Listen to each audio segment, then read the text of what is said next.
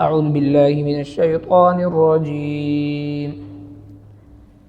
بسم الله الرحمن الرحيم. يريد أن يخرجكم من أرضكم فماذا تأمرون؟ قالوا أرجه وأخاه وأرسل في المدائن حاشرين يأتوك بكل ساحر عليم. وجاء السحرة فرعون قالوا إن لنا لأجرا إن كنا نحن الغالبين. قال نعم وإنكم لمن المقربين. قالوا يا موسى إما أن تلقي وإما أن نكون نحن الملقين. صدق الله العظيم. تیرو آیتونو مبارکونا حضرت موسیٰ علی نبینا و علیہ السلام واقعا را روانا و اللہ تبارک و تعالی حضرت موسیٰ علیہ السلام فرعون او داغه د قوم طرف ته ولګل چې فرعون بنی اسرائیل په مصر کې پابند کړو د خپل د غلامۍ د پاره او د هر قسمه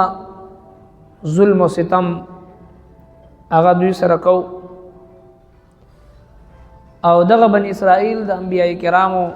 د حضرت یعقوب علیہ السلام اولادو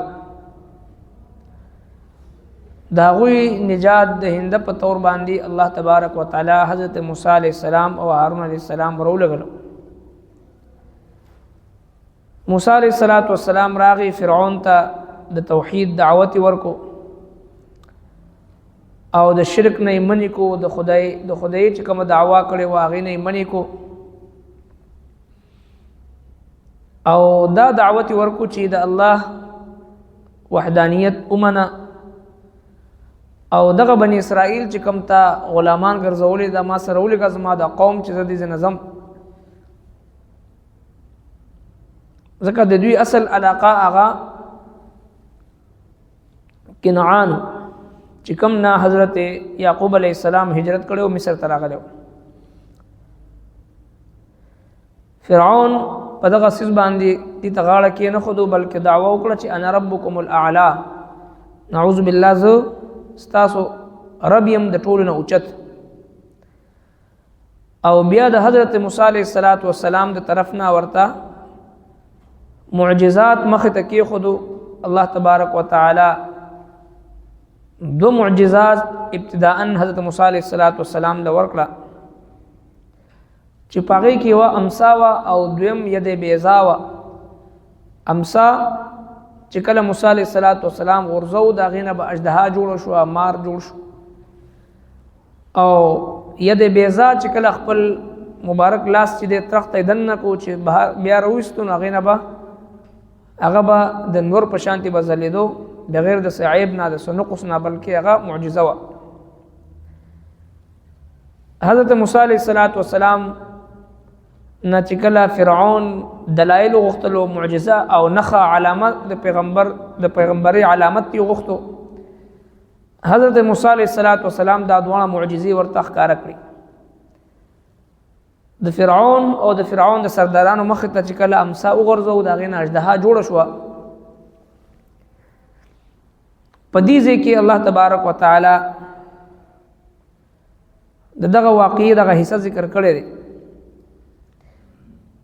چې د فرعون خوا کې چې کوم سرداران ناستو هغه وته وی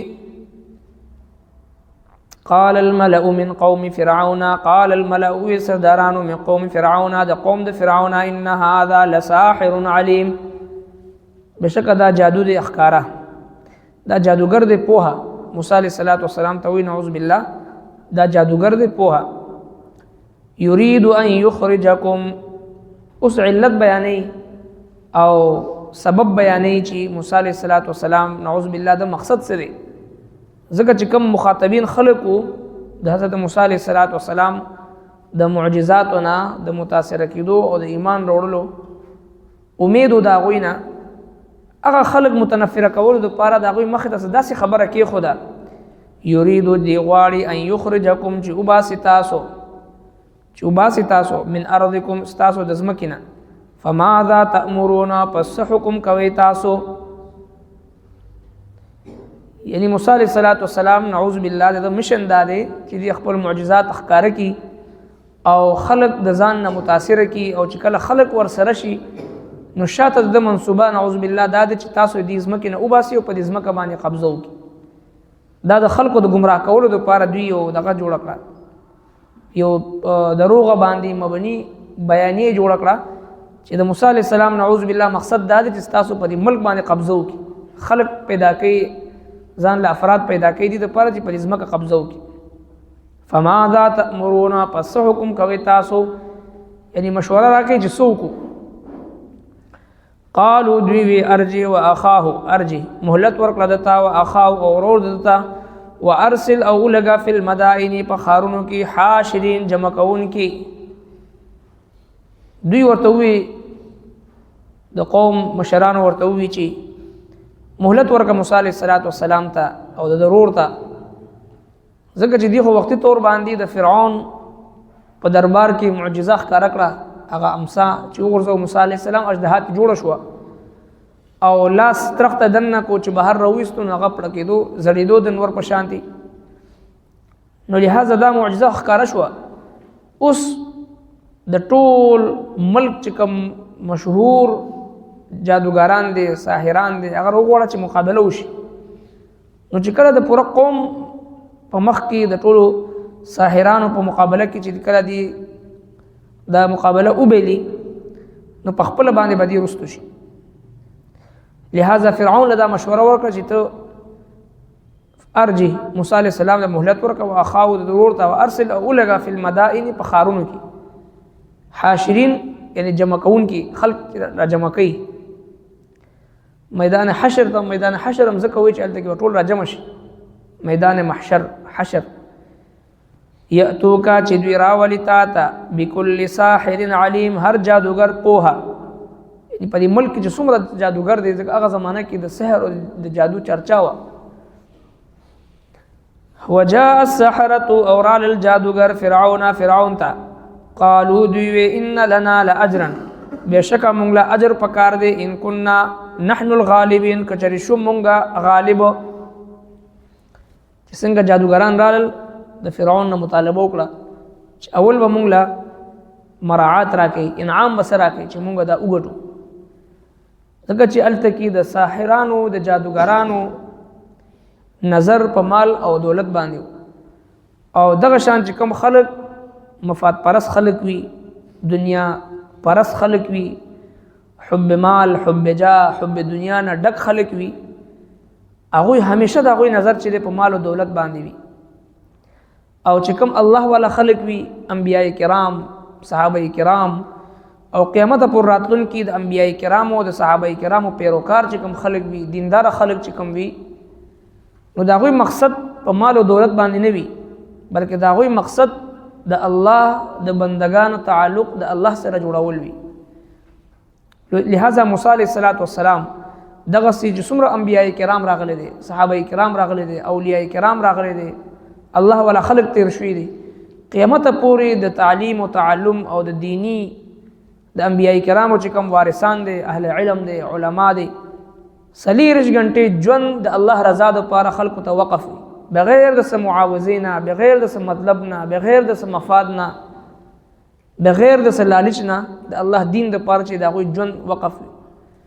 او د خلق اصلاح د خلق هدایت او د خلق نیکی طرف ته بلل او د خلق فلاح او بهبود او د خلق کامیابی د پاره فکرمند کیدل دا غوي اورنا بچونه وي ځکه دا غوي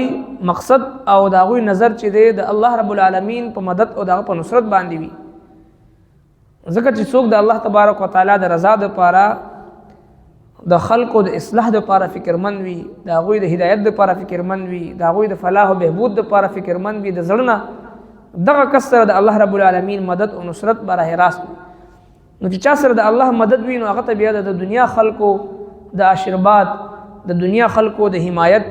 او د دنیا خلکو د مدد او د نصرت ضرورت هغه ته نه پیښیږي. رب کائنات بیا د هغه ضرورت د خپل غیب خزانو نه پوره کوي.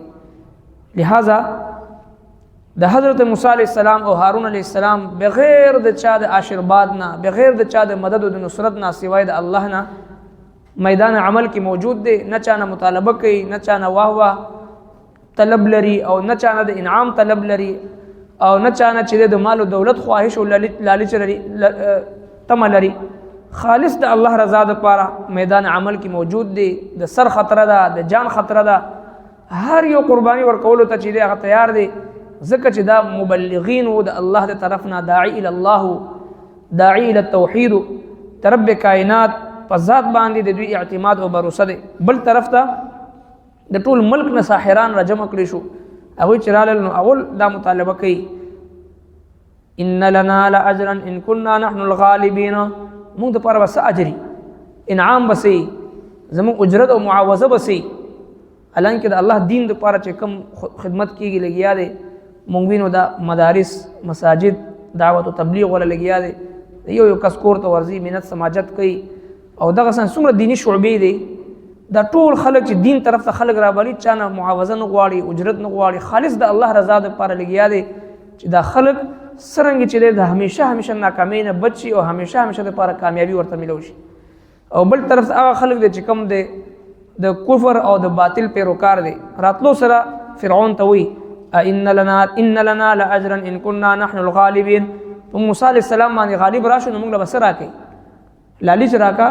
انعام موږ ته وخیا، مفاد او فائدہ موږ ته وخیا، سب ملایي موږ ته. قال نعم دو ویل چې او وانکم لمن المقربین، تاسو به زما نزدیک خلکونه به، تاسو ته خپل نزدیک ځان تاسو له مقام او مرتبه بدر کوم. قالوا دوی یا موسی، اے موسی علیہ السلام، اما ان تلقیا، یا خطو غرزوا، و اما ان نكون يبشمونغا نحن الملقين، غرزون کې موسی علیہ السلام ته ستو کو ادب احترام د موسی علیہ السلام کو چیرې ته مخکې خپل دا چې کوم تاسو سره معجزه د اخکارا کا. مفسرین کرام فرمایي چې د موسی علیہ السلام د ادب د وجنه او د احترام د وجنه